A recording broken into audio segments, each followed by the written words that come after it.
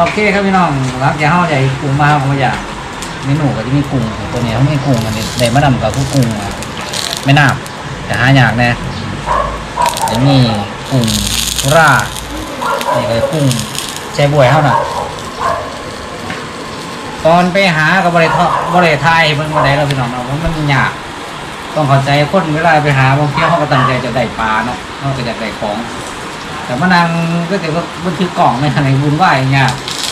โอเคพี่น้องเขาว่าเขาจะมีอยู่หรอกสิต้องมึงปรุงพวกเราทำกันเลยนะแซ่บโอเคเราพี่น้องเนาะผู้ใดมาคลิปนี้ก็ขอติดตามผู้ใดก็แชร์เนาะเป็นกำลังใจต่ออีสานในเมืองเทคคิวดีๆก็ฝากพี่น้องต่อไป